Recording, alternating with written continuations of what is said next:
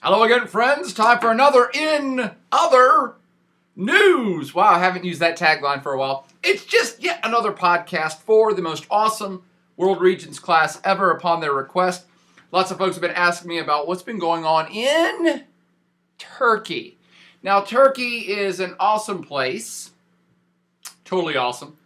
Top 20 world economy. Been hustling, been growing, been doing great things in the last 10 years under the leadership of one, and I know you know it if you took my class, of one Recep Tayyip Erdogan.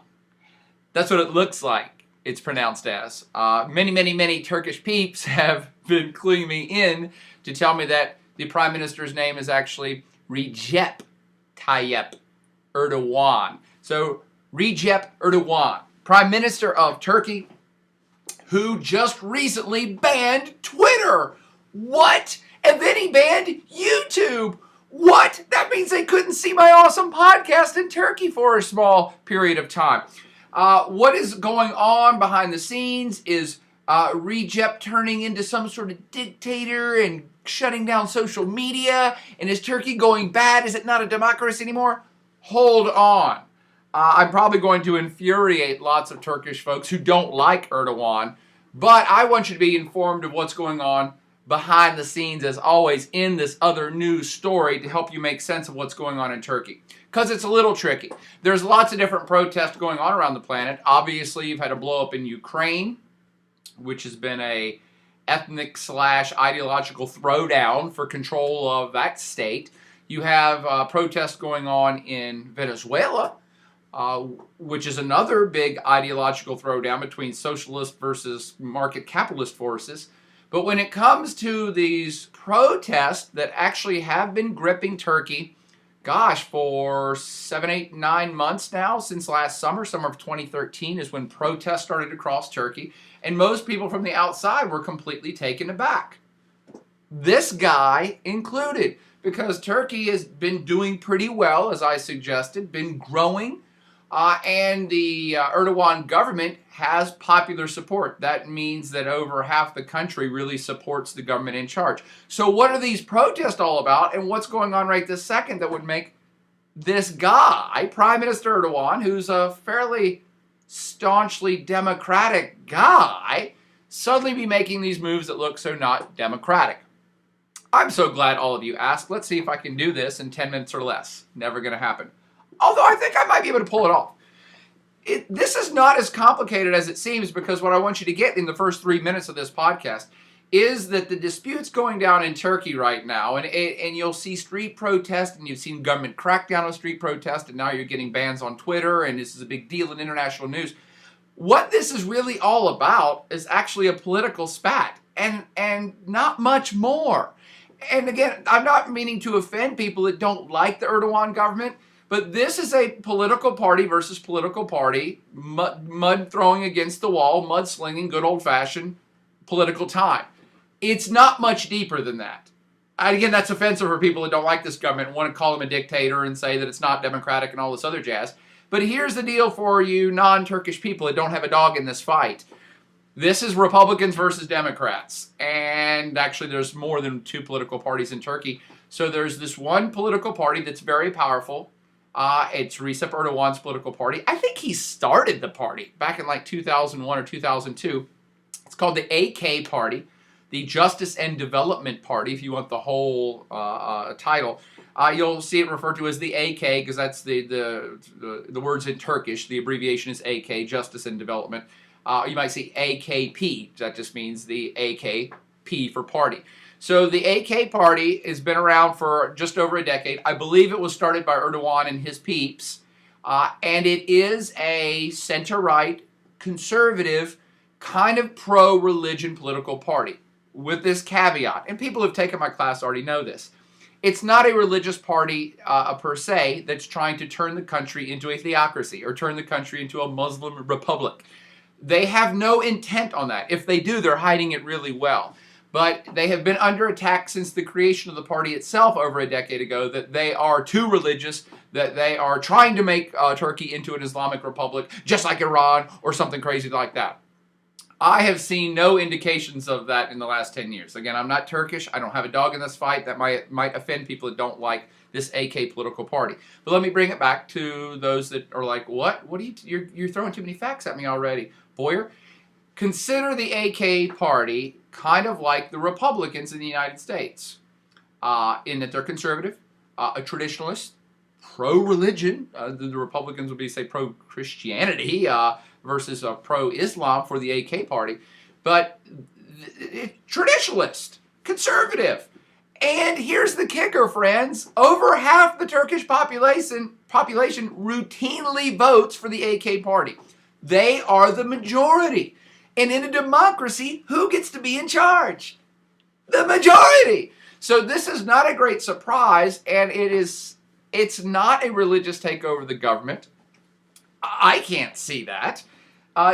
Do they do more pro-religious things? Yes, much the same way that the Republican Party in the United States would say vote for prayer in school, or vote to make Christianity the official religion of America. I'm sure there are those conservatives in the Republican Party who want those things, but by and large, the Republican Party in America is conservative and pro-religion, but not a religious party. That's the way that I look at the AK as an outsider. They've made no moves to take over the government and make it into a religious state. Yes, there are religious issues that crop up, and the Turkish society debates about those issues, and people don't like each other's sides, and they sling mud and all that other stuff. Again, much like what happens in America. This party, though, has been now in charge for over a decade, since the rise of Recep Erdogan himself. He's been prime minister for, I believe, about a decade, since he created the party and won. Now, this is, I keep saying he's a prime minister, which means it's a parliamentary democracy, which means whatever political party has the most seats in the parliament is the one who gets to choose the prime minister, which is why Recep has been in charge for so long and likely to be in charge for a lot longer. Because the majority of the country called Turkey votes for the AK party. All right, maybe that's enough background. Maybe I'm beating it to death. Well, let me give you the other political side of the aisle in Turkey. There's a couple of other more, say, liberal, secular, totally secular political parties, each of which routinely get, say, 10 to 20% of the vote. But individually, they can't control the parliament, and therefore, they can't get their guy up in the top slot of the prime ministership. Does that make sense? And now that this leads me back to what I am interpreting as going on in Turkey, is this is a good old-fashioned political fight. These other political parties have been out of power for over a decade. They're tired of being out of power. Those other political parties are more liberal, more secular, mostly urban.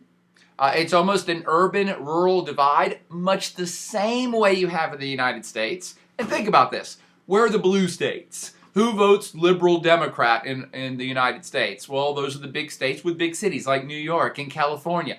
And who are the more conservative folks that are routinely in the red states? That's the whole Midwest, the rural areas. So you have the same dichotomy in Turkey in that big cities are more, people in big cities, big population centers are more liberal and vote for those more liberal parties.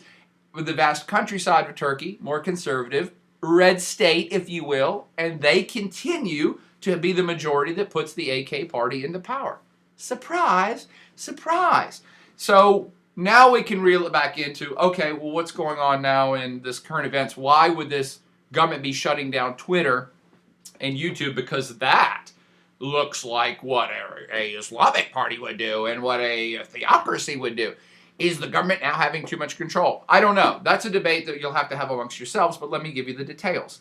The protests started, well, there's always been the people who are not in power, those political parties not in power, have not liked the AK government for a decade. Surprise! Republicans don't like Democrats, and Democrats don't like Republicans in the United States, and everybody's mad when their party's not in power. So the people not in power have bristled at everything this government has done for a decade. But here's why the AK party keeps winning, because Turkey's been doing really well in the last decade. Under Recep Erdogan and his party, there's been almost double-digit growth economically. There's been a lot more jobs. It's just been a successful state. There's no other nice way to put it or bad way to put it. So that's why they keep winning. The other side, who has not been winning, the other multiple political parties, they don't like this group. And what you saw culminating, and it started in the summer 2013, I want to say it was May, is that the Erdogan government's pro-business, like conservative parties, pro-business, and was going to tear down a park. It's a park in a city. I can't even remember what city it was in. Probably the capital.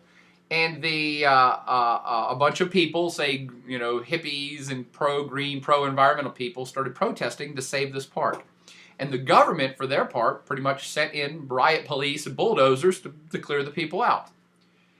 So far, so good, except, of course, that's never so good. And what you had is clashes between more liberal green forces and the government, which is being seen as kind of hard, heavy-handed by smashing this movement to save a park. When that happened, my friends, now we're getting up to current events. The people who already hated the AK party and already hated Erdogan, they start coming out and forced to support this park thing. Now, those people couldn't give a rat's ass about that park, but this became a political platform to protest against the government, of which they've been unhappy with for a decade. Again, this isn't the majority. It might have been the majority in the capital of Ankara. It might have been a majority in the neighborhoods around it. It might have been a majority in other cities, but it was not the majority in the country.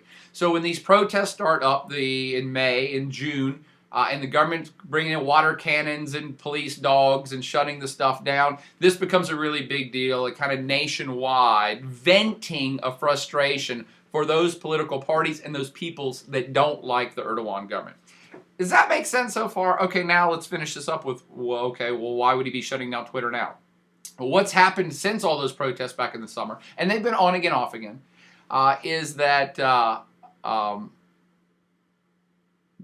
the protests kind of got revamped again, I think just a few weeks ago, because a teenager, a college student, I believe, in the original protest in the summer had gotten hit in the head with a tear gas canister fired from a police cannon and was put into a coma. And he died a few weeks ago. And so that reopened the wound, let's say, and more people started to protest once again about the heavy-handedness of the government, and some of that turned into street protests, lots of other places. But what also has happened is that the government's been under attack. Erdogan himself personally and his peeps have been under attack on the social media. And in December of last year, January, a whole bunch of corruption allegation charges started to come out, saying that this government is wildly corrupt, that they're giving the billions of dollars worth of construction contracts to their friends, and it's all been a fake sham to bid for government contracts, and that people are on the take, and that Erdogan's son is some sort of money launderer. So all of this stuff started to hit the wall in December, and Erdogan responded once again with kind of an iron fist. Iron fist is too hard. Responded very heavy-handedly, saying, this is all BS. This is a smear campaign. None of these allegations are true. And I'm going to go start firing the people who, it was some police officers and investigators. He went out and fired the people who were doing some of these investigations. And that starts to look bad from the outside. Let me go ahead, for clarity's sake, not clarity, but for full disclosure. I actually think the charges being levied against the Erdogan government and him personally, I do believe they're false. Again, sorry to my Turkish friends who don't like him. But there appears to be not a whole lot of credible evidence that the mud being thrown at him is anywhere near true. And so, but it doesn't matter. The perception is now becoming that he's gone out and fired inspectors and fired police people, and that makes him look guilty whether he is or not.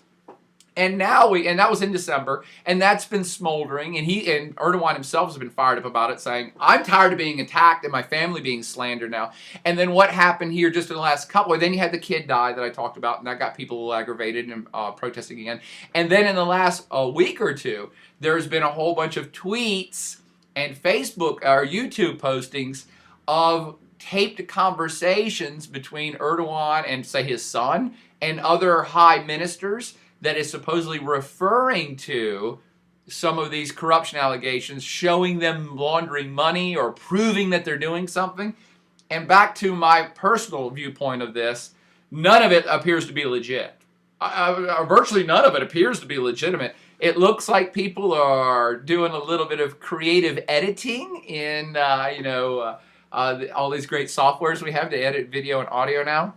So someone's garage banding some stuff together to make it appear that they have proof of all these allegations of corruption. Again, none of them that look that legit, but they're being posted on YouTube and on Twitter, and that's why you heard the story in the last 5 days about the Turkish government banning certain, I think they banned Twitter outright. They just shut it down for a while to try to figure out who was doing a lot of this tweeting. And then they banned and shut down YouTube for a very brief period of time. Everybody in Turkey, by the way, not everybody, most Turks are really savvy. As I already suggested, it's an up-and-coming country. They're doing quite well economically, technologically, and this ban is laughable because they're all technologically savvy enough to get around it. This really stopped nothing. But the government was trying to do it to make a point that they could, and two, to track down the actual accounts of people who were smearing the government and smearing Erdogan personally. They did in February, the government did pass laws in February that gave themselves the right to do that. And again, whether you like the guy or not, whether you think he's guilty or innocent, the perception is that it looks bad when the government is passing laws to allow themselves to go block users, block accounts, take out Supreme Court justices, or fire policemen. The perception looks really bad. And that, I think, is still what's fueling a lot of the Turkish angst from the opposite political parties who don't like this AK party, maybe don't like Erdogan specifically. So they did ban a whole bunch of Twitter accounts, and they did shut down YouTube and got a bunch of video/audio files that were being posted on YouTube, mostly anonymously. In fact, almost all of them anonymously. They pulled all that stuff down too. So the perception from the Western viewpoint is, oh, that looks like you're impinging on freedom of speech, and it looks like you're kind of guilty when you start doing that stuff. But to defend Erdogan, to close this podcast, I shouldn't say no one. Hardly anyone who follows these affairs believes that there's much to these allegations, and the stuff that's being tweeted and YouTubed looks fake as hell. And with no reservations, having had this happen to myself personally, if you went out and followed the stuff that's being tweeted about Erdogan, it's total troll. It's total troll. There's professional trollers that are out there just lobbing grenades and piles of dog crap at Erdogan and his family, and a lot of this stuff is just starting to look like this is just social media party foul. And that's fine. I get it. And if I was president, maybe I'd ban it too. But it looks bad when you do that. So that's the long and short of what's going on in Turkey. Why they would have banned Twitter and YouTube, even though they're a fairly open democratic society. And I'm sorry, I meant to finish on this. For the Erdogan haters, and there are many, especially if you meet a lot of Turkish people in America, because we're a very liberal society, they look at this and say, oh, this Erdogan guy is anti-democratic and turning into a dictator and blah, blah, blah. But here's the deal, friends. Let me finish on this, and I'm truly going to finish. March 30th, that's just a couple days ago, because, by the way, happy for April Fool's Day. This podcast is not an April Fool's. This is all true. March 30th, just a couple days ago, they had local elections, not parliamentary elections, not like Senate elections. They had local election for governors and representatives and stuff like that across Turkey, and the AK party handily won again. So lest anyone try to convince you that everyone in Turkey hates Erdogan and hates the AK party, the elections are 100% free and fair. There's no sense even going down the road that this is a sham democracy. It's not. It's a real democracy. And the AK party won 45% of the vote full on outright. Now you may say 45, that's not a majority. Remember, this is a parliamentary system. They have the vast lead on anybody else. The second place political party got like 25%. So you're still looking at a very vibrant political party that's still quite popular, maybe mostly in the rural areas, but I think maybe even the capital Ankara voted for AK. I think.